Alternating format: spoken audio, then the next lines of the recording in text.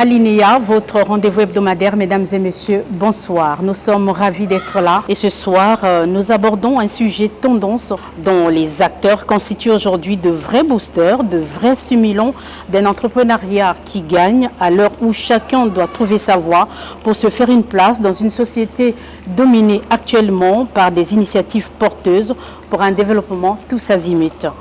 Ils sont deux ce soir à nous partager leurs expériences, leurs motivations, leurs rôles et leurs défis. Ils sont coachs très motivés, bien assis dans leur rôle. Mesdames et messieurs, j'ai le plaisir de recevoir Mélodie Priscilla Boya. Elle est business coach, auteure, entrepreneur et cofondatrice de Unstoppable Winners.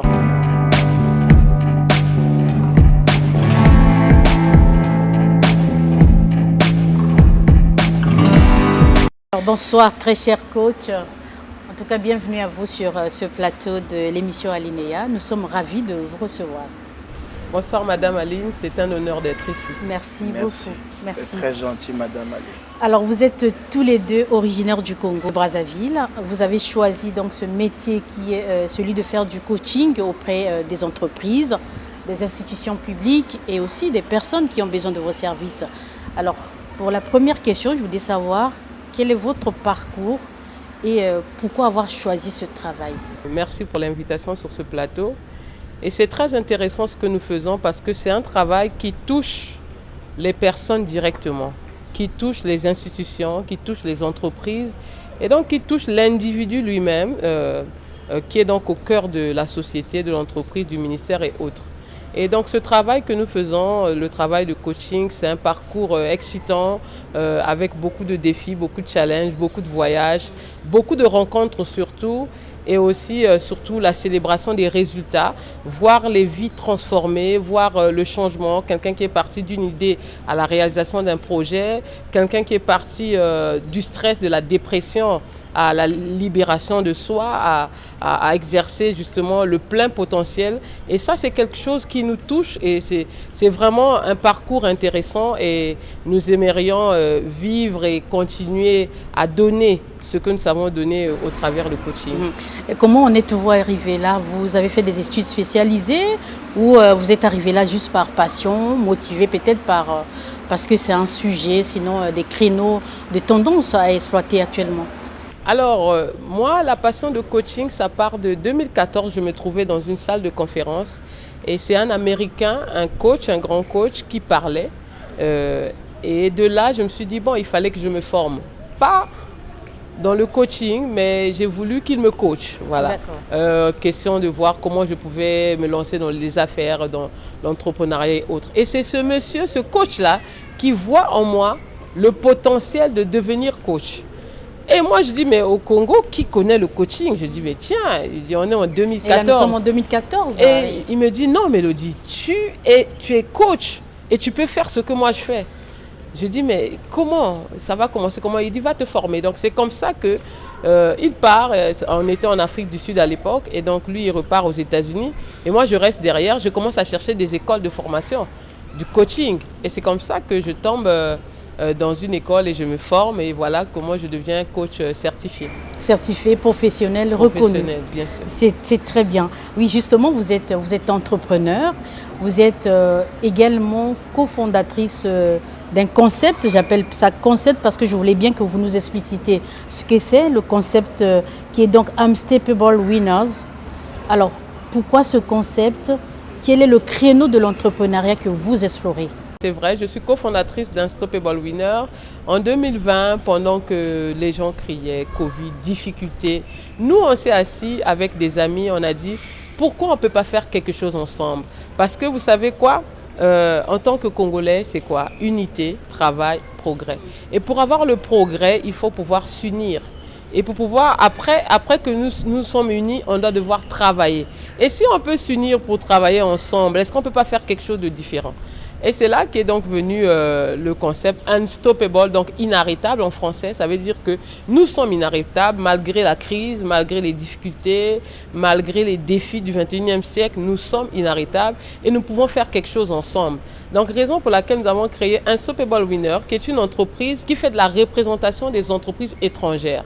étant donné que nous avons voyagé à travers le monde dans différents pays et nous approchons... Quand vous dites nous, c'est vous qui, Voilà. au niveau national, au niveau national, nous sommes 3 personnes. Donc, il y a moi et donc j'ai 2 autres associés qui travaillent avec moi dans Unstoppable Winner. Et donc c'est comme ça que nous nous sommes réunis. Nous avons dit faisons quelque chose de différent. Et donc Unstoppable Winner fait de la représentation des entreprises étrangères parce qu'ayant voyagé à travers le monde, rencontré les grands hommes d'affaires, beaucoup d'entreprises veulent venir au Congo mais ils n'ont personne. Ils ne savent pas par où commencer. Nous, on s'est dit, mais nous, on peut être le point de chute de certaines entreprises. Et donc, voilà comment on a eu des contrats avec différentes entreprises de la Turquie, de l'Afrique du Sud, de Luxembourg, que nous avons décidé de représenter en République du Congo. Et depuis 2020, le parcours a été extraordinaire, des résultats extraordinaires. On a représenté des entreprises dans l'immobilier, on a représenté des entreprises dans les investissements, donc dans plusieurs domaines. Et aujourd'hui, nous sommes là et nous continuons notre parcours. Et le cercle grandit de jour en jour. Bien sûr. Ah ben c'est très bien. Je vais me tourner du côté de notre deuxième coach, qui est donc Ninos Ngwama. Ninos Ngwama, vous êtes coach pluridisciplinaire. Oui, ok, on l'entend bien. Mais dites-nous, qui êtes-vous en réalité et pourquoi coach pluridisciplinaire? Ok, merci beaucoup Madame Aline. Je suis coach pluridisciplinaire, mais spécialisé coach politique. Ok. Voilà, donc je suis, quand on dit coach pluridisciplinaire, parce que dans le coaching, il y a plusieurs branches. Quand vous optez pour suivre une formation professionnelle pour devenir coach certifié, on vous présente plus de 40 branches de coaching, parmi lesquelles vous trouvez les préparateurs mentaux de sport, ce qu'on appelle des coachs qu'on voit dans les matchs. Nous suivons tous les mêmes formations, mais quand vous devenez coach pluridisciplinaire, c'est-à-dire vous n'êtes pas seulement dans l'entrepreneuriat par exemple. Donc vous embrassez 5, 6 ou 10 filières et donc vous représentez tout ça. Mais à côté de ça, vous devrez avoir une spécialité. La spécialité devrait partir de votre passion. Et moi donc, je suis coach politique. Comme madame et business coach. Voilà, comme elle est business coach, moi je suis coach politique certifié. Je suis aussi ambassadeur de la paix. Donc nous apportons notre voix à l'ensemble dans plusieurs nations, dans les temps de crise. Nous sommes là pour mettre de l'eau. Pour mettre de l'eau. Je suis auteur, je suis écrivain, aussi chef d'entreprise, président directeur général du groupe international Coach Enseigne et initiateur d'un des plus grands programmes africains qui rassemble les femmes d'Afrique et de la diaspora chaque année dans un pays d'Afrique, intitulé Femmes Spéciales. Voilà, donc chaque année on fait la ronde de l'Afrique et Brazzaville d'ailleurs a eu l'honneur d'abriter l'événement il y a quelques mois sous la bénédiction des autorités congolaises qui ont bien voulu que l'événement se passe. Donc l'événement rassemble plus de 1500 à 2000 femmes venant des 5 continents, pas des Congolais seulement, mais des Américains, des Haïtiens. C'est vraiment mondial. Voilà. C'est mondial, voilà. Donc on a initié cela, ça fait aujourd'hui 8 ans. Et donc après Brazzaville, nous nous apprêtons pour le Madagascar au mois de juillet. Et je suis un passionné de la comédie africaine et un très grand lecteur. Ah ben c'est très bien. Vous coachez les personnalités politiques ou vous encadrez les gens à explorer le domaine politique? J'essaie de comprendre un peu le coach politique, je m'occupe de tout ce qui concerne le développement d'abord de la personnalité, la construction de la personnalité, développement et construction de la personnalité. Mais aussi, nous accompagnons, nous avons déjà accompagné plusieurs hommes d'État, notamment le professeur Alpha Condé, notamment le professeur Ibeka, puisque nous œuvrons aujourd'hui dans la CEDEAO. Et donc le professeur... Au niveau national aussi? Au niveau national... Je ne veux pas qu'on les cite, mais je vais comprendre. Voilà, au niveau national, nous avons des autorités politiques ici, des membres du gouvernement et des anciens membres que nous coachons, des maires que nous coachons parce que nous avons lancé plusieurs projets municipaux tels que accroître sa capacité d'agir dans la construction des communes modernes. Qu'est-ce qu'on entend par commune moderne? D'ailleurs, c'est un grand besoin pour le Congo-Brazzaville. Donc, notre expérience est en train d'être superposée sur les challenges du Congo-Brazzaville. Parce que ayant longtemps évolué hors du Congo, alors la pensée est en train de nous dire pourquoi vous faites ailleurs, vous ne revenez pas chez nous. Voilà pourquoi nous sommes là. Donc, le coach politique est au centre du début, au milieu et de la fin de mandat, tel que je suis l'auteur d'un célèbre livre beaucoup apprécié, Réussir son mandat et sortir par la grande porte. Ah, ça c'est bien. Ah, voilà, parce que le coach politique, il est au centre des pressions de l'homme politique. Parce que l'homme politique, au-delà de l'entourage, vit des pressions et parfois il n'a personne en privé avec qui il doit partager ses challenges. Quand il est dans son bureau hermétiquement fermé, climatisé, et que la tête lui gratte, parfois il ne sait pas sur quel numéro de téléphone il va appeler. Donc le coach politique, il est là au centre, en privé, mais avec une déontologie qui nous oblige. Parce que nous, coachs, on prête serment. Ah. Ça, pour votre information, ça, les coachs professionnels prêtent serment. Parce que vous ne pouvez pas être coach et travailler avec des gouvernements, travailler avec des hommes d'État si vous n'êtes pas certifié. Et dans la certification, on vous donne ce qu'on appelle l'autorisation d'exercer le coaching. Alors, si vous n'avez pas cette autorisation, et vous ne pouvez pas appartenir à l'ordre des coachs, comme on dit, l'ordre des médecins, l'ordre. Donc, aujourd'hui, c'est tout le monde, n'importe qui prend le téléphone, il fait comme ça, il devient coach dans son salon. Mais les coachs professionnels subissent un processus. C'est à vous de les combattre, de montrer qu'il y a une meilleure manière de faire quand on est plus professionnel.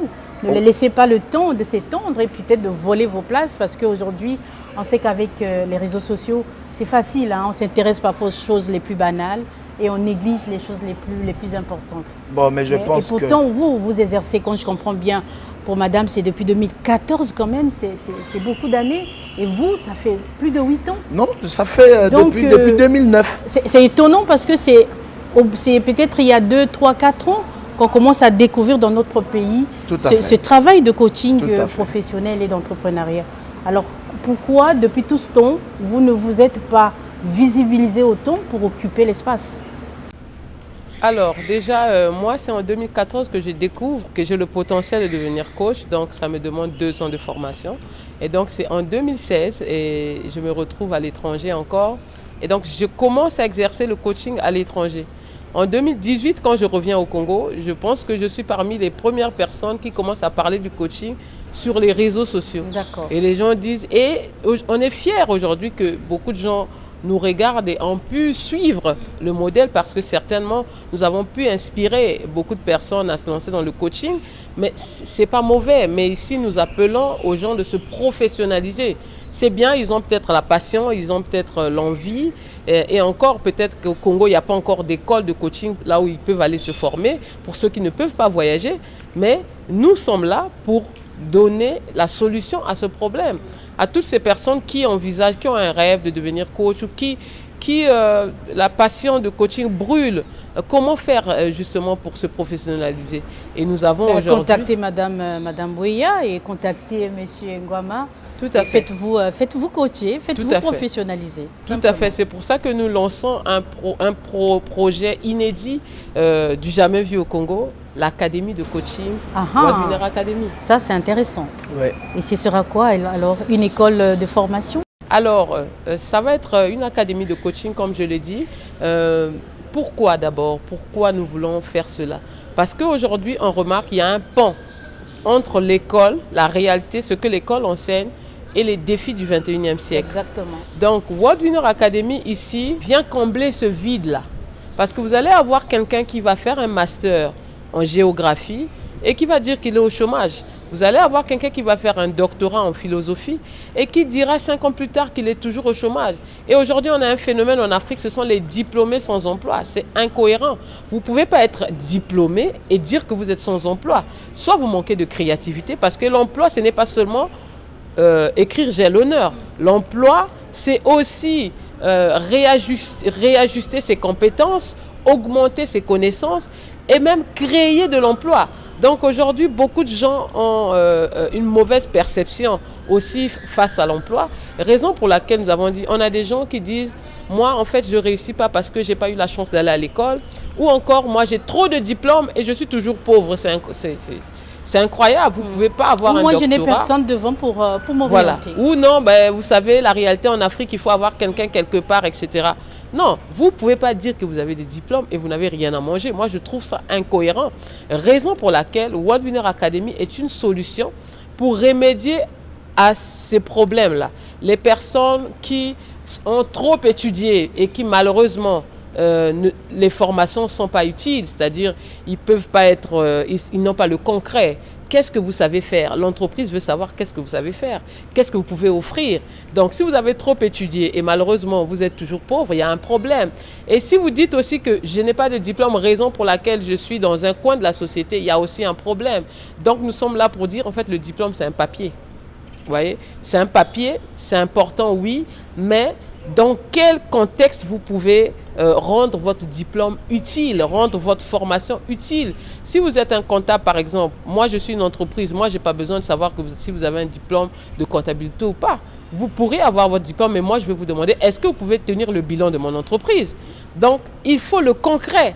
Donc, mais si le concret n'est pas là, il y a un problème. Raison pour laquelle nous venons pour renforcer les compétences, équiper les entreprises, parce que les entreprises aussi ont un problème. Ils ont recruté des gens et 3 ans plus tard, les gens ne sont plus performants. Les gens ne sont plus efficaces. Ils viennent au boulot, première chose, ils sont sur Facebook. Que faire? Donc nous avons besoin des personnels, des administrations, des institutions, des entreprises pour les aider à devenir plus performants, pour des meilleurs chiffres d'affaires, des meilleurs résultats en entreprise ou dans les administrations. Donc ça, c'est notre travail. Et aussi, pour toutes ces personnes qui se disent diplômées sans emploi, pour devenir compétitifs sur le marché de l'emploi. Donc ça, c'est notre travail dans l'académie qui va ouvrir très bientôt. Le 25 mai sera donc l'inauguration à Brazzaville. Très bien. Alors, comment identifiez-vous vos potentiels clients? Est-ce que le travail revient à vous d'aller les dénicher, les chercher, ou vous vous êtes ouvert, vous avez des structures bien installées et vous appelez les gens à venir vous consulter? Comment ça se passe? Bien sûr, nous avons des structures bien installées et donc nous invitons ceux qui seront là à l'inauguration. Ils viendront sur place dans les bureaux même de World Winner Academy à Brazzaville. Et donc on aura l'occasion de vous faire la visite. Nous avons des salles de cours, des salles de formation. Ici, c'est vraiment un système où nous changeons le mindset. Vous savez, à l'école, c'est bien. Vous êtes à l'école, le professeur il dit, quand vous regardez chez le voisin, c'est de la tricherie. Vous savez, mais dans la vraie vie, ce n'est pas la tricherie. Dans la vraie vie, il faut demander au voisin pour que le voisin vous dise comment lui il fait pour réussir. Exact. Alors qu'à l'école, on nous a inculqué que non, le jour du devoir, si tu demandes au voisin, ça veut dire que tu es tricheur. Ben non, la société aujourd'hui, moi j'ai besoin de Madame Aline, j'ai besoin du coach Nino, nous avons besoin des uns et des autres. Pourquoi? Parce que c'est seulement ensemble qu'on peut réaliser des grands projets. Seul on ne peut pas, mais à l'école, on nous dit chacun pour soi. Dieu pour tous. Dieu pour tous. Donc nous avons créé des structures de telle sorte que les gens travaillent en équipe, des salles de réunion et vous suivez les cours en équipe. Et les formations sont données par des coachs nationaux et internationaux avec les structures où les gens, nous avons des coachs internationaux qui vont enseigner depuis la France, depuis les États-Unis, depuis le Burkina Faso, depuis le Cameroun et connectés. Et vous êtes assis, vous suivez devant un écran les interventions des séminaires des coachs internationaux. Et nous avons aussi des formateurs locaux, des experts qui interviennent dans différents domaines, différentes filières que nous proposons en formation comme l'intelligence économique, l'ingénierie financière, le développement personnel, le leadership. Beaucoup de matières que nous donnons pour les entreprises et pour les individus et même l'entrepreneuriat, comment lancer un projet, le management de projet, le management de temps. Et je pense que le coach Nino, ça a beaucoup de choses à dire là-dessus également parce que c'est avec lui que nous sommes en train de gérer ce projet. Et je rappelle que c'est aussi votre partenaire parce que vous réalisez beaucoup de projets ensemble. Bien sûr. Mais ça doit coûter cher ce genre de consultation et de services, non? Alors nous avons fait de notre mieux de nous rabaisser à la réalité du Congo. Pourquoi? Parce que nous voulons aider les Congolais. Il y a un problème sérieux de mentalité chez nous. Et si on ne pourrait pas parler du développement en Afrique si on ne parle pas de comportement et de changement de mentalité. Et nous sommes ici pour aider les Congolais depuis la famille, depuis le cœur de la famille. Vous avez des enfants qui vont à l'école, qui sont en vacances, qui n'ont rien à faire, qui suivent que la télévision et les jeux vidéo. Dès 16 ans, envoyez-les à l'académie. Nous sommes en train d'aller vers l'industrialisation. Parce que c'est écœurant de voir que l'eau de Javel, on doit toujours acheter ça quelque part. C'est écœurant de voir que, vous savez, le savon, on doit toujours acheter ça quelque part. L'enfant qui va à l'école, qui utilise le stylo d'octobre en juin, il n'a jamais pensé une fois comment on fabrique ce stylo. D'où vient-il? D'où vient-il? Comment fabriquer? C'est ça. Le cahier qu'il utilise chaque année, il va à la rentrée, maman les cahiers, papa les cahiers. Il n'a jamais pensé comment fabriquer ce cahier. Nous voulons pousser les gens vers la créativité et surtout l'industrialisation. Comment créer? Comment fabriquer le stylo? Comment fabriquer le savon? Comment fabriquer telle ou telle chose? Et pourquoi pas s'unir ensemble pour lancer des grands projets pour industrialiser notre pays? Très bien. Coach Ngwamba, vous êtes spécialisé en coaching politique, hein, vous l'avez dit tout à l'heure. J'imagine que vous avez du grand travail parce que la politique, c'est quand même un engagement d'abord personnel. Et vous arrivez là avec vos techniques et vos méthodes pour essayer de recadrer, peut-être de donner des conseils. Est-ce que c'est facile pour vous? Rien n'est facile, hein. Même manger n'est pas facile. Vous faites un travail excellent, mais ce n'est pas parce que ce que vous faites, vous le faites facilement, que c'est facile. Donc, les aptitudes, d'abord, comptent. Et ce qui m'amène à penser devenir coach politique, à l'époque, en 2009 déjà, c'est le grand écart entre le citoyen d'hier et l'homme politique qu'il devient demain. Le grand écart, vous voyez, la capacité de se retourner et de dire « je suis aujourd'hui au sommet, mais je suis passé quand même sur les marches des escaliers que je ne peux pas casser ni couper. Sinon, le jour où je vais chercher à aller reprendre un stylo en bas, je n'aurai plus rien. » Alors, cette cassure sociale entre le citoyen d'hier et l'homme politique m'a amené à m'intéresser à cette catégorie de personnes. Deuxièmement, c'est la souffrance mentale de l'homme politique. Vous savez, souvent nous disons il faut traiter l'homme avant de lui confier les responsabilités. C'est l'homme malade qui tue la société. Parce que la société, vous savez, nous sommes ici, ce fauteuil ne peut pas se décaper, ne peut pas se déchirer. Il faut qu'il y ait une action humaine, il faut qu'il y ait quelque chose qui se passe pour que le fauteuil se dégrade. Et alors, si vous prenez un beau fauteuil comme ça, ou bien une belle tenue comme vous l'avez portée, vous remettez à un fou ou à un malade, rassurez-vous que cette tenue, demain, vous n'allez pas la reconnaître. Et ainsi, nous sommes dans des environnements où hier c'était bien et demain on a un malade et le malade gâte. Et quand le malade gâte, c'est la société qui subit, exactement, qui en pâtit. Mais il ne faut pas toujours se mettre à crier dans la rue parce que l'homme politique pour tout citoyen, c'est le diable. Mais qui va être à côté de l'homme politique pour faire comprendre à la population que c'est un travail difficile, la gestion de la cité, c'est pas donné à tout le monde. Mais quand vous avez cette vocation, comment l'orienter, comment la canaliser, comment bâtir ces stratégies, comment développer les comportements professionnels obligatoires en politique, comment construire un argumentaire, comment gérer le stress, comment prévenir des crises, comment affronter les crises, comment se projeter dans le futur. Et donc nous, en tant que coach politique, nous bâtissons des plans, des stratégies, nous vendons des projets à des individus qui deviennent des projets de société, des discours, des projets de campagne, ainsi de suite. C'est ce que nous faisons. Et ça marche très bien. Et ça marche très bien. Si ça ne marchait pas, on ne serait pas sur votre plateau. Et donc, ça marche très bien. Ensuite, si on dit qu'il faut traiter l'homme avant de lui confier les responsabilités, mais vous savez, on parle souvent des troubles mentaux. Hier encore avec Coach Mélodie, on en parlait, on riait. Mais vous savez, la plupart des Congolais souffrent des troubles mentaux. La plupart. Les troubles de comportement. Des troubles de comportement, mais quand on parle de comportement, c'est le mental. Donc, on va pas fuir les mots, ce sont des troubles mentaux.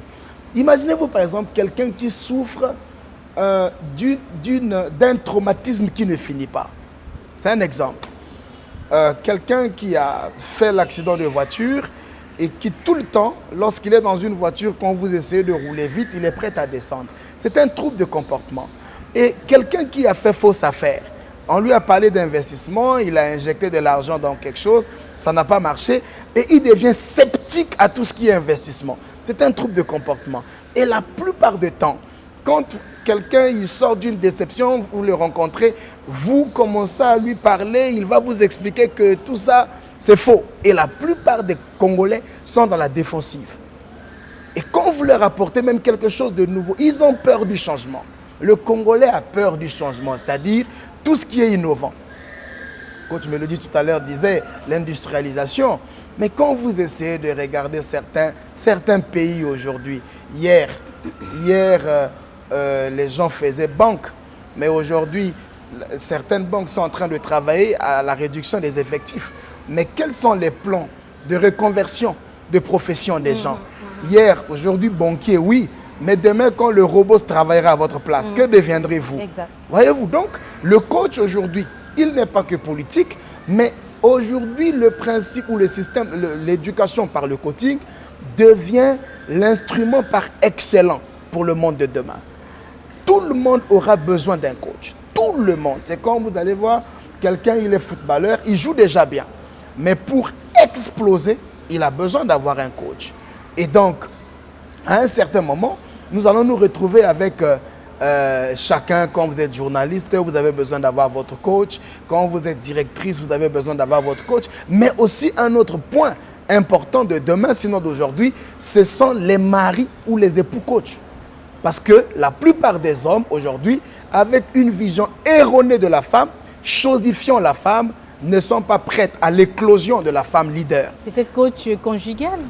Oui, il y en a déjà beaucoup. Les coachs conjugaux, ce n'est pas seulement ça. En fait, il ne faut pas faire seulement appel à l'aide extérieure. Ça veut dire mari-coach. Ah bon? L'homme coach de sa femme. Voilà, c'est-à-dire Et femme coach de son homme. Oui, femme coach de son homme. On n'a plus besoin aujourd'hui des PDG ou des DG qui ont trop d'écart avec le personnel. Quand quelqu'un a déjà la volonté de venir au travail et que vous apercevez une incompétence, le PDG coach ne va pas frapper, ne va pas mettre dehors. Il va se soucier de la construction de la personnalité parce qu'il a déjà trouvé un fond. Et le fond, c'est la motivation. Bon, à côté de la motivation, il y a une intelligence. Maintenant, il faut canaliser ça. Un autre problème, Madame Aline, c'est la reconversion professionnelle. Vous savez, le suicide social de demain viendra de tous ceux qui, aujourd'hui, pensent que la voie par excellence pour gagner la vie, c'est qu'on vous dise « Félicitations, vous êtes employé, on vous présente votre directeur des ressources humaines et tous les jours, on vous donne un bureau, tout ça. » Mais le bureau où vous êtes en train d'aller vous vanter là, quelqu'un aussi a réfléchi sur ça. Et le renoncement aujourd'hui, nous, en tant que coach, nous travaillons pour éviter le renoncement au projet. Parce que beaucoup de chômage sont la cause du renoncement des projets des gens. Les gens, il a un projet, il n'y a pas de financement, il renonce. Mais si cette entreprise avait été créée, ça aurait réduit un emploi quelque part. Mais avant d'arriver à l'emploi, celui qui a créé l'emploi, son entreprise venait d'où? D'un vide. Il a constaté le vide.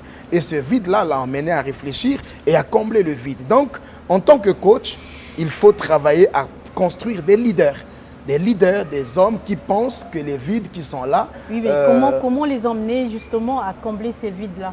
Parce qu'il est difficile de sortir de rien et de penser qu'avec ce rien, je peux faire quelque chose. Quel élément pouvez-vous mettre à la disposition du public pour comprendre qu'avec rien, on peut arriver à quelque chose? Mais c'est pour ça qu'on parle du coaching. L'élément par excellence, c'est le coaching. Parce que le coaching, c'est quoi? Bon, on est en train de parler un mot anglais, c'est entraînement. Quand vous avez un joueur qui n'a pas de discipline, un joueur, comme on dit, les entraînements commencent à table. Mais quand vous êtes sportif, il faut que vous ayez quelqu'un qui vous dise les entraînements ne commencent pas dans un stade, ça commence à table. Vous pouvez avoir des très belles idées et vous pouvez avoir des projets et dire je n'ai personne, qu'est-ce qu'il faut faire? Mais vous savez, la particularité, la différence entre le professeur et le coach, c'est que le professeur, il vous met dans un procédé tellement long qui suit un cycle pour devenir. Mais le coach est d'abord quelqu'un qui sort de l'école de la vie. Ça veut dire, aujourd'hui, en tant que créateur d'entreprise, je sais ou nous savons d'où nous sommes partis, sans rien à la main pour produire des résultats. C'est cette expérience-là que nous vendons à tous les coachés pour leur dire, voilà le processus. On ne va pas tout dire à la télé, sinon ils ne viendront plus à l'académie. Donc, il faudrait que les gens sachent que le coaching aujourd'hui, c'est le moyen par excellence pour révolutionner le système éducatif. Quand vous voulez aller vous inscrire dans une école ou dans un institut, on vous exige le niveau et le diplôme. Quand vous voulez aller travailler quelque part, on vous exige 5 ans d'expérience professionnelle alors que vous n'avez jamais travaillé. Mais le coaching brise tous ces mythes. Parce qu'en réalité, tout ce que vous voyez sur la terre, là, ce sont des mythes. Quand vous voyez quelqu'un acheter un immeuble, beaucoup de gens attribuent ça à des sciences secrètes. Or, c'est faux. Il faut casser ça dans la mentalité des gens. Quand quelqu'un peut partir du néant, un semi-analphabète et devenir chef d'entreprise, employer des dizaines, des centaines de personnes. Mais toutes ces clés-là, nous les avons au niveau de l'académie. Voilà pourquoi on s'est dit, il faut créer une plateforme. On ne peut pas être là toujours en train de parler à la télé. Il faut que les gens viennent, que les gens écoutent de vive voix et voient nos réalisations. Parce que nous, on ne raconte pas, madame. On ne raconte pas. Quand on va vous dire l'événementiel, ce n'est pas à courir derrière les faire-part. Quelles sont les machines mises en place pour rassembler 2000, 5000 personnes venant des 5 continents à leur propre charge, à leurs propres frais. Et beaucoup de personnes ne peuvent pas le faire. Alors, quels sont les codes, quels sont les mots de passe? Ben, le tout, c'est au niveau de l'académie. Au niveau du coaching. Voilà. Mélodie Bouéya, je sais qu'il est difficile aujourd'hui de parler de l'entrepreneuriat stable au niveau du Congo, mais on voit que les choses bougent quand même. En tant que coach, vous pensez vraiment que ça évolue bien ou il y a encore beaucoup de pas à faire? Alors, moi, je pense que déjà, vous savez, la réussite dans tout domaine commence par la tête, par le mental. Et chez nous, nous devrons vraiment insister sur le changement de mentalité, par le mindset. Et l'entrepreneuriat au Congo aujourd'hui, je vois, il y a beaucoup d'initiatives et on côtoie des Congolais. Beaucoup de Congolais ont des projets, mais peu réalisent justement les projets. Si on peut s'amuser à parcourir un quartier au Congo, vous allez rentrer dans au moins 3 maisons sur 5, vous allez trouver un projet. Mais certaines personnes vont vous dire, non, mais pourquoi vous n'avez pas commencé le projet? Mais non, mais ce projet-là, il me faut 100 millions. Il y a quelqu'un qui va dire, mais pourquoi je n'ai pas commencé? Mais non, le projet, il me faut 10 millions. Mais pourquoi tu n'as pas commencé? Non, mais je n'ai pas un partenaire, je n'ai pas un associé. Il me faut tant de millions. Vous voyez? Alors, quand vous n'êtes pas... vous savez, même la banque aujourd'hui donne de l'argent par rapport à la crédibilité, par rapport au crédit que vous aviez, où vous pouvez dire, bon, mais moi j'ai telle maison, ou j'ai tel bien. Quand vous avez du crédit face à la banque vous donne l'argent. Quand vous avez du crédit face à un investisseur, l'investisseur vous donne de l'argent pour démarrer votre projet. Mais si vous-même, vous n'avez jamais pris le risque de dépenser ne fût-ce que 1 million ou 100 000 ou 200 000 sur votre projet et de démarrer, qui va prendre le risque pour vous accompagner? Donc ici, en fait, les Congolais doivent arrêter d'être, surtout dans la théorie, d'avoir écrit des projets qui dorment dans les maisons. Non, plutôt de se dire, bon, mais ce projet, il me faut 100 millions. Est-ce que je ne peux pas trouver un moyen de commencer ce projet avec 250 000, par exemple? Donc aussi, pourquoi? Parce que les gens achètent, n'achètent pas forcément la chaise, la table, les gens achètent les gens. Vous voyez? Si Madame Aline acceptait de nous recevoir, c'est par rapport à notre crédibilité, à ce que nous faisons déjà. Et c'est pour ça qu'elle dit, bon, comme ce sont les coachs, je les reçois. Mais si c'est quelqu'un qui n'a jamais rien fait et qui dit, je veux être sur le plateau de Madame Aline, je ne sais pas, vous allez dire, mais on va parler de quoi? Vous voyez? Donc ici, les gens achètent les gens. Donc ce qu'il faut faire pour tous les Congolais, la stratégie, c'est quoi? Trouver donc un moyen d'être crédible d'abord. Trouver un moyen d'avoir le branding, c'est-à-dire de se faire remarquer dans quelque chose que vous saviez faire, mais très bien. Trouver un moyen de se faire vendre, mais dans quelque chose que vous savez faire, mais excellemment. Donc ça, c'est déjà une clé pour ceux qui ont des projets, mais qui dorment. Des projets, ils attendent peut-être le jour, mais les 10 millions, là, peut-être que ça va prendre 10 ans. Et vous n'allez jamais commencer. Peut-être que ça prendra 30 ans pour avoir les 100 millions et vous n'allez jamais commencer. Vous allez mourir et le projet va rester. Donc Or, le fait d'avoir commencé avec peu, eh bien, facilement, vous pouvez avoir les 10 millions, peut-être voilà. plus. Voilà, rapidement. facilement, vous allez peut-être vous faire remarquer. Quelqu'un va dire, mais tiens, vous savez faire telle chose. Vous allez dire, mais non, mais moi, je ne m'arrête pas là. Voilà le projet. Le projet, il est énorme. Ah bon, mais comment on peut faire pour travailler ensemble? Comment on peut faire pour s'associer? Comment on peut faire pour vous aider? Mais si vous n'avez jamais commencé, vous avez un projet et le projet dort à la maison, franchement, je ne sais pas qui fera le miracle pour venir découvrir ce projet et pour vous apporter les financements nécessaires. Donc, c'est pour dire aux gens, n'attendez pas, l'argent n'est pas le seul élément pour se lancer dans l'entrepreneuriat. L'argent n'est pas le seul élément. Ça, c'est très bien. C'est vrai, l'argent est partie souligner. prenante, mais l'argent n'est pas le seul élément. Pourquoi? On peut avoir de l'argent ici, l'argent n'a pas d'idée. OK. Mais les idées ont de l'argent. OK. Lorsque vous avez des idées, vous gagnerez de l'argent. Mais si vous pouvez avoir aussi de l'argent sans idée, vous n'irez nulle part. Raison pour laquelle, pour ceux qui ont un peu d'argent et qui ne savent pas quoi faire, consultez des coachs, venez, on peut vous donner des projets à réaliser. Et quelque chose qui va forcément peut-être générer de l'emploi, qui va forcément apporter une solution à votre communauté, à votre pays. Pourquoi? Parce que l'argent en lui seul n'a pas d'idée. Les gens doivent avoir les idées pour avoir de l'argent ou plus d'argent. Coach Ngoma, c'est difficile aujourd'hui de parler coaching des hommes politiques quand on entend de gauche à droite comment se présente cette réceptibilité-là au niveau de l'opinion. Alors, qu'est-ce que vous pensez aujourd'hui de l'image de l'homme politique congolais? L'image de l'homme politique congolais, en majorité, se bat. Voilà. L'homme politique congolais, pour plusieurs personnes, c'est le voleur. Voilà. L'homme politique congolais, pour plusieurs personnes, c'est les gaspilleurs. Est-ce que c'est à tort? Quand vous essayez de rentrer à fond, je pense que les gens subissent. Hein? L'homme politique subit en grande partie, mais la responsabilité de tout est partagée.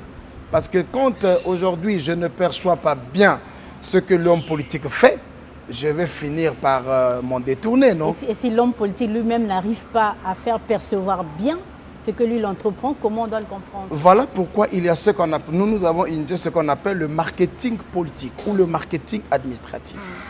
Vous pouvez avoir de très très belles idées, mais moins de communication autour vous gardera dans l'ombre et vous passerez inaperçu. Alors que si vous mettez en place une bonne politique ou bien un bon marketing politique, ça aussi, faut faire la différence entre campagne et marketing. Politique. Voilà, la communication politique, c'est aussi important. Quand l'homme politique est invité sur le plateau, il vient avec quoi? Quand l'homme politique va dans ses voyages, qui l'accompagne dans ses délégations? Tous ces éléments peuvent faire de telle sorte que l'homme politique soit bien perçu par la population. Mais moi, je pense que jusqu'aujourd'hui, il y a beaucoup à faire. Le chantier du monde politique, le monde politique congolais est un grand chantier pour nous. On pense qu'il y a beaucoup de choses à faire, il y a beaucoup de collaborations, il y a beaucoup d'opportunités à faire, il y a beaucoup de carrières à construire aussi. Hein. Il faut donner à cette jeune génération l'occasion, comme le président Sassou d'ailleurs a l'habitude de dire, la plupart du temps des politiques aujourd'hui, ils ont été jeunes. Ils ont été jeunes. Mais aujourd'hui, on a l'impression que cette jeunesse a du mal à s'approprier à 32 ans une carrière, embrasser une carrière. Jusqu'à 32 ans, on est en train d'attendre le foufou de papa ou on traîne encore une salopette sur soi. Ou assis chez soi, on attend une nomination. Voilà, on attend une nomination. Donc aujourd'hui, je pense que le travail, l'homme politique doit s'ouvrir aussi et doit être prêt à comprendre que les paradigmes doivent changer. Et les temps changent et il faut des recyclages, il faut des mises à jour. Hein, il faut des mises à jour. L'homme politique n'est toujours pas celui qu'on doit regarder de loin parce que l'homme politique aussi est social. Madame, je vais vous dire quelque chose. On discutait avec un leader, une autorité, et j'ai remarqué que toutes les fois qu'il arrivait quelque part, il passait comme si c'était tout le monde. Mais après, dans le coaching, on lui a soufflé quelque chose et dit « Monsieur tel, Excellence, vous devrez savoir qu'il n'y a pas de chefferie sans le social. » Voyez-vous, il n'y a pas de chefferie sans le social. Et il y a beaucoup aujourd'hui des leaders politiques qui sont que politiques sans social. Or, ce qui fait l'homme politique, c'est la société, c'est le social, c'est ce cœur de père, ce cœur de mère. Il ne doit pas s'éloigner, il ne doit pas s'effacer parce qu'aujourd'hui, il est là, mais demain, il repartira dans les mêmes endroits, là où il était hier. Donc, au finish, moi, je pense que Mais là aussi, je pense qu'il y a un petit problème. Peut-être que je comprends mal. Quand vous parlez de social, vous pensez à quoi? Aux œuvres caritatives ou à se rapprocher du peuple de manière naturelle? Mais madame, est-ce que vous savez que le béton ou le mur qu'il y a entre l'homme politique congolais et la population est grand? Il faut des caterpillars pour briser ce mur-là. Imaginez-vous qu'une simple demande d'audience, doit prendre 3 mois. Et si celui qui arrive est porteur d'une idée salutaire pour la nation, il faut d'abord commencer par briser le mur protocolaire par une audience. Voyez-vous, combien d'hommes politiques organisent des discussions avec les gens de leur quartier? Voyez-vous, c'est des mythes. Ce sont des mythes aujourd'hui qu'il faut briser, mais le coach arrive pour permettre à ce que l'homme politique se mette en confiance et que la population, que ce pont-là soit rétabli. Sinon, vous voyez, hier je suivais le journal sur France 24 et c'est un citoyen qui dit mais écoutez, mais le président il ne nous écoute pas trop. Bon, comment le président il n'écoute pas trop la population? À quel moment il va écouter la population? Voyez-vous, donc c'est ce rapprochement social. Il ne faut pas qu'il y ait cassure sociale, mais qu'il y ait gestion de temps, ainsi de suite. Mais avant ça, je voulais rebondir sur un autre élément que vous avez ajouté sur le monde entrepreneurial congolais. Il faut que les gens comprennent ce qu'on appelle les smart business. Aujourd'hui, on parle de smartphone. Mais aujourd'hui, quand on parle de smart, c'est tout ce qui est pratique, simple. Quelqu'un, il va avoir un projet qui doit lui coûter des centaines de millions, alors qu'il ne sait pas par où trouver 1 million. Alors, ce n'est pas interdit d'avoir des projets de centaines de millions, mais il faut commencer par des business simples, mesurables, adaptables, dans le temps. On ne peut pas avoir le projet d'aller recolorer les nuages qui sont en train de se décaper, par exemple. Il faut des projets, des mini-projets qu'on appelle des smart business, des mini-projets qui peuvent vous amener à aboutir à un grand projet qui peut amener vers un grand financement. Un autre problème qui tue le monde de l'entrepreneuriat congolais, c'est le manque de fédération de compétences. Vous savez, le Congolais, de par sa nature, a grandi dans un système d'égoïsme protégé. Très individualiste. Nous, on nous a appris à manger dans notre propre assiette depuis qu'on est bébé. Et ensuite, on a grandi avec cet élément-là. On va à l'école encore, on renforce ça. Le cahier, quand tu écris, il faut faire comme ça.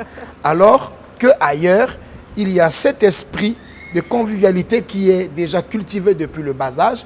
Et les gens ont aussi l'esprit de confiance.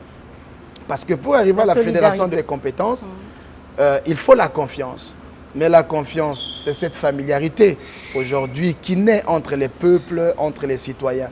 Et c'est difficile au Congo de développer les coopératives. Les coopératives, par exemple, nous avons une femme qui vient dans tous nos programmes de femmes spéciales chaque année, elle est guinéenne. Elle livre 10 conteneurs de piment par trimestre aux États-Unis. Mais madame, je peux vous dire que 10 conteneurs de piment, ce n'est pas de la blague. Par trimestre. Mais pour arriver à faire 10 conteneurs de piment, 40 pieds, il faut s'associer aux autres. Mais combien de Congolais sont aujourd'hui prêts à être ensemble, comme aujourd'hui nous le sommes, en train de réaliser des projets? Peut-être si j'étais seul, ça allait prendre du temps. Si elle était seule, ça allait prendre du temps. Mais à 2, à 3, à 4, nous nous fédérons. Celui-ci apporte l'idée, celui-ci apporte des partenaires, il apporte les réseaux humains, il apporte... Donc ainsi de suite, les projets se réalisent. Donc notre combat, comme je disais tout à l'heure, c'est d'éviter que nous ayons trop des gens qui renoncent à leurs projets.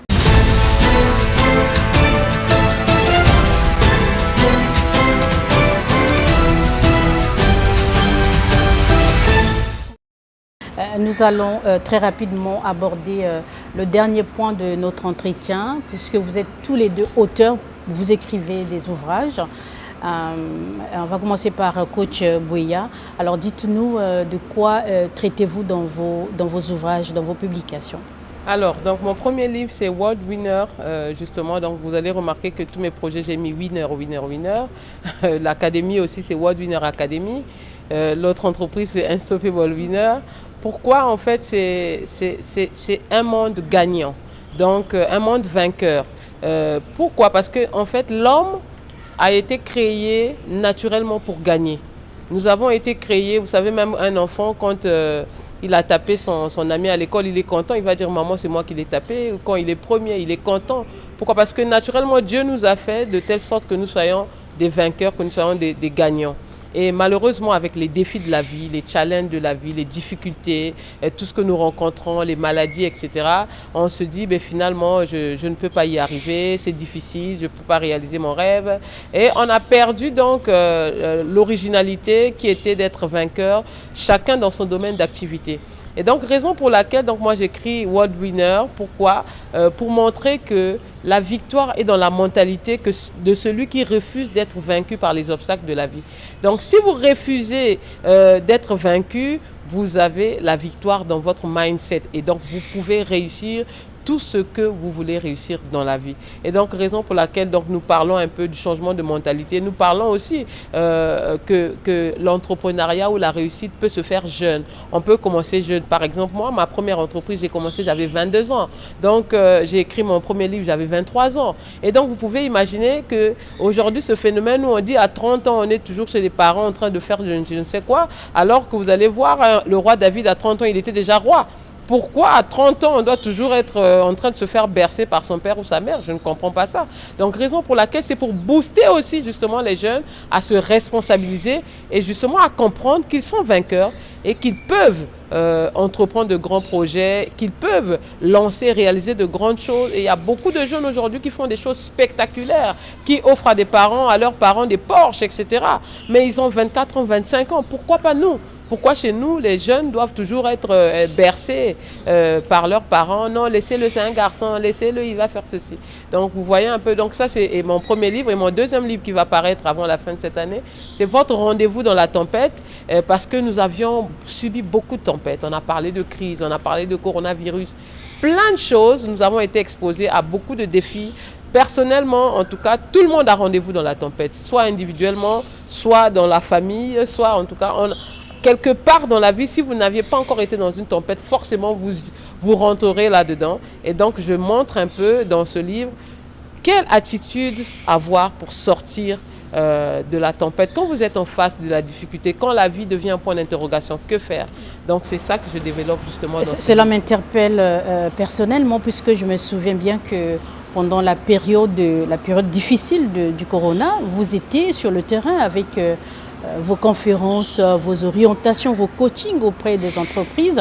Et ça, c'était vraiment à féliciter parce qu'on traversait une période d'impasse. Mais vous avez porté cet idéal parce que vous pensez que demain serait meilleur par rapport à vos conseils. Alors, qu'est-ce que cette période a laissé en vous? Alors, j'ai de très très bons souvenirs et je me souviens, dans le confinement, Télé Congo m'appelle. Ils disent, Mélodie vient dire quelque chose. DRTV m'appelle et ils venaient me chercher chez moi parce que je n'avais pas de laisser-passer.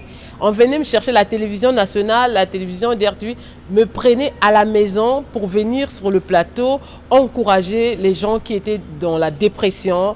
Et j'ai même dû écrire des manuels. J'avais écrit manuel des mesures de guerre parce que nous étions en guerre contre le Covid.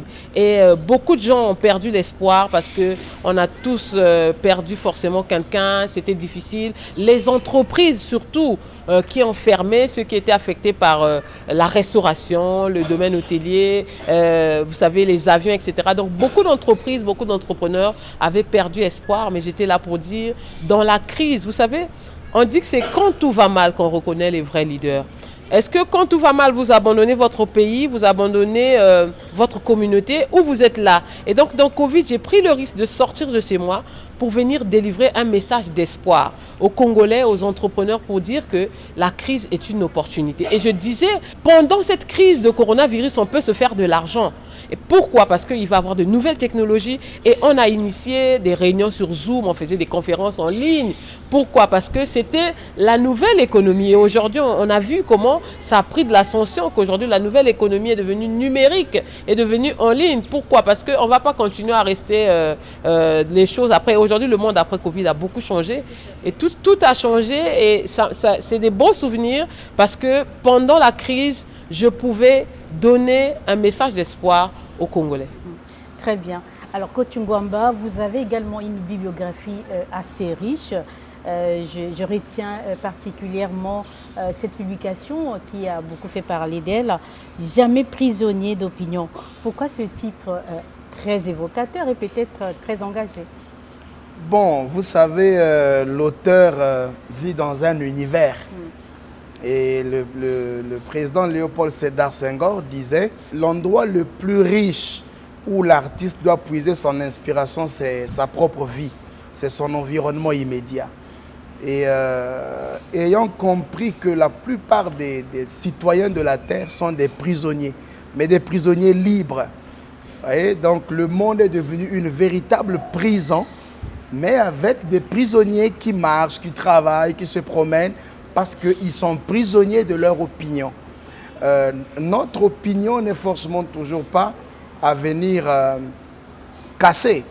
J'explique dans mon livre « Jamais prisonnier d'opinion » pourquoi est-ce qu'il y a le phénomène des descentes dans les rues, des manifestations. C'est des choses qu'on peut gérer, qu'on peut éviter. Pourquoi? Parce que si moi j'ai envie de parler, si je veux dire quelque chose à Madame Aline et que Madame Aline ne veut pas m'écouter, je vais aller casser la porte pour m'exprimer autrement parce qu'elle ne veut pas m'écouter. Si je parle, je ne vous casse pas les lunettes. Mais si vous ne m'écoutez pas, je chercherai un autre moyen pour m'exprimer. Et donc les guerres... Pas de violence, hein, non, voilà. Moyen assez, non, vous savez, l'artiste prévient et prévoit. Il ne faut pas qu'on écrive simplement parce qu'on doit écrire, mais on doit aussi prévenir la société, régler les problèmes en avance, ne pas attendre des crises. Mais comment sortir des crises? Il faut simplement savoir que si quelqu'un veut vous parler, donnez-lui l'occasion de vous parler, de l'écouter. Donc mon livre « Jamais prisonnier d'opinion », c'est en même temps aussi l'expression d'une invitation à la liberté de vie, à la liberté de penser, à la liberté... Parce que quand quelqu'un il prend déjà la plume, c'est qu'il veut parler, non? Quand vous prenez les caméras, ok, 1, 2, 3, top, vous voulez parler. Alors, nous avons passé une très belle émission, mais l'émission a été faite des points de vue de chacun. Donc, l'opinion, c'est cette marque d'existence, c'est ce point-là de caractère qui marque l'existence de chacun. Et priver à chacun de manifester ou de dire, de donner son opinion, c'est empêcher au monde de se développer. Donc, nos idées, nos intelligences se cachent dans nos points de vue. Il faut qu'on apprenne à s'ouvrir, à écouter, à discuter. Donc, Jamais prisonnier d'opinion, un très bon livre, recommandé à tous parce que je traite aussi des questions du réchauffement climatique, qui est devenu un véritable challenge. Sujet d'actualité. Ouais, un sujet d'actualité. Je suis en train de dire dans le livre, nous sommes arrivés à ce stade du réchauffement climatique parce que nous avons effacé le disque dur du monde sans savoir ce qui était à l'intérieur. Il y avait des informations pour notre propre bien. L'environnement nous a accueillis, mais nous avons préféré par notre égoïsme à attaquer l'environnement. Et l'environnement aujourd'hui se retourne vers nous et nous sommes incapables de faire face. Donc le livre invite aussi l'humanité, sinon les Congolais, à penser écologie, à renforcer nos écosystèmes, à répartir vers la terre, à répartir vers l'eau, à assainir les eaux, à assainir la mentalité, à assainir nos quartiers, nos ruelles. Donc le livre invite les gens à tout ça. Où trouver toutes ces publications? Chez vous par exemple, est-ce que disponible au Congo dans les librairies? Disponible à la FNAC, à la FNAC. Disponible sur Amazon aussi en ligne. Ah, très bien. Voilà. Et voilà, la FNAC, Amazon. Vous avez aussi la librairie Paillet, par exemple à Pointe-Noire. Et nous avons la librairie Maison de la Presse qui a l'exclusivité de nos livres au Congo. Partout où il y a Maison de la Presse, vous pouvez trouver nos différents livres parce que j'en ai maintenant 27. Mais c'est très bien. Je pense que nous tendons vers la fin de notre émission. Est-ce que vous avez un mot, peut-être un message spécial à l'endroit de votre public, de notre public, de vos potentiels clients? Je vais terminer avec la citation de Zig Ziglar. Il disait « Vous êtes né pour gagner. Mais pour gagner, vous devez planifier de gagner.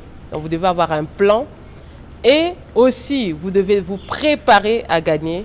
Et donc vous attendre à gagner. C'est pour vous dire une chose, peu importe là où vous vous trouvez, peut-être sur votre lit d'hôpital, peut-être dans une situation difficile, peut-être dans un stress émotionnel, peut-être dans une rupture ou encore une perte d'argent, une perte d'investissement. peu importe dans la difficulté dans laquelle vous vous trouvez, rappelez-vous que vous êtes né pour gagner, ayez un plan pour gagner et surtout, attendez-vous à gagner. Et World Winner Academy est là pour vous accompagner. Unissons-nous parce qu'ensemble, nous pouvons créer nos propres victoires. Coach Ngwamba. Mais c'est d'abord vous dire merci, Madame Aline. Votre émission était belle et vivante. Merci. Vous savez, nous ne devons pas attendre de nous apprécier à titre posthume. Moi, je dis souvent, apprécions-nous à titre costume, c'est-à-dire pendant que nous sommes là. Ce que j'aimerais dire à tous les téléspectateurs qui nous ont suivis, c'est de savoir que prenez le départ, à tous ceux qui sont au bout de l'espoir, prenez le départ là où la vie vous dépose. Ne cherchez pas un autre moyen pour parcourir la route. Trouvez les raisons de poursuivre la route même quand vous n'avez plus de raison. Trouvez quelque chose sur laquelle vous allez vous appuyer et dire à tous les Congolais que le Congo est en train de faire sa marche. Le Congo certainement est dans une zone de mutation, mais nous devrons tous être constants dans ces mutations-là. C'est vrai, il y a des choses qui vont monter, il y a des choses qui vont baisser, mais nous invitons la population congolaise à plus de constance, à être sûr que le lendemain est meilleur, mais c'est dans l'unité, dans le travail pour que nous allons vivre le véritable progrès de notre pays. Oh, très bien. En tout cas, merci beaucoup. Merci à vous, madame. Voilà, il me reste plus qu'à vous dire merci en tout cas une fois de plus d'être passé sur ce plateau d'Alinéa. Merci pour vos idées, merci pour cet éclairage, merci pour ces informations que vous avez mis à la disposition de notre public. Nous remercions toutes les personnes qui nous soutiennent de près ou de loin. Merci à notre très cher public pour la fidélité. Merci à l'ensemble de l'équipe qui m'a toujours accompagné dans la réalisation de cette émission. À très bientôt sur nos antennes pour un autre numéro.